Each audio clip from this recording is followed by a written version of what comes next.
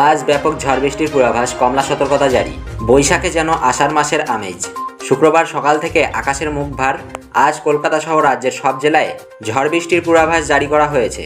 কোনো কোনো জেলায় ভারী বৃষ্টি হতে পারে। বৃষ্টির সঙ্গে ঘন্টায় 50 থেকে 60 কিমি বেগে বইতে পারে ঝড়ো হাওয়া। বৃষ্টির জেরে কলকাতায় নামলো পারদ। ভোরের দিকে ঠান্ডা শিরশিরানি।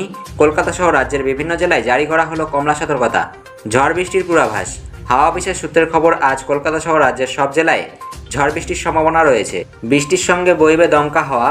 হাওয়ার বেগ হতে পারে ঘন্টায় 50 থেকে 60 কিমি। আবহাওয়া দপ্তর জানিয়েছে, আজ থেকে সোমবার পর্যন্ত ঝড় বৃষ্টি চলবে। শুক্রবার 2 পরগনা, পূর্ব মেদিনীপুরে ভারী বৃষ্টি হতে পারে। অন্যদিকে উত্তরবঙ্গের জেলাগুলিতে বৃষ্টির সম্ভাবনা রয়েছে। আজ থেকে রবিবার পর্যন্ত উত্তরের সব জেলায় ঝড় বৃষ্টির সম্ভাবনা রয়েছে। বৃষ্টির সঙ্গে কোথাও কোথাও ঘন্টায় 40 থেকে 50 কিমি বেগে দমকা ঝড়ো হাওয়া বইতে পারে। আজ মালদায় ভারী বৃষ্টির সতর্কতা জারি করা হয়েছে। হাওয়ার বেগ হতে পারে ঘন্টায় 40 থেকে 50 কিমি। মালদা এবং 2 দিনাজপুরে কমলা সতর্কতা জারি করা হয়েছে। কেমন থাকবে আবহাওয়া? হাওয়া অফিস জানিয়েছে, আগামী 5 দিনে কলকাতা সহ রাজ্যের তাপমাত্রা কোনো হেরফের হবে না। কবে থেকে গরম?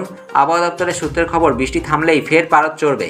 কলকাতা সহ দক্ষিণবঙ্গের জেলাগুলিতে ফের বাড়বে সর্বোচ্চ তাপমাত্রা। তবে ফের তাপপ্রবাহের পরিস্থিতি তৈরি হবে কিনা তা এখনও স্পষ্ট নয়। কলকাতায় কত তাপমাত্রা?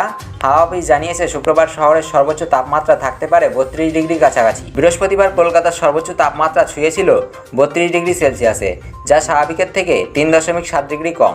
এদিন শহরের সর্বনিম্ন তাপমাত্রা ছুঁয়েছে 26.2 ডিগ্রি সেলসিয়াস, যা স্বাভাবিকের থেকে 0.6 ডিগ্রি কম। শহরে বাতাসের আপেক্ষিক আর্দ্রতার পরিমাণ সর্বাধিক 98% এবং ন্যূনতম 72%।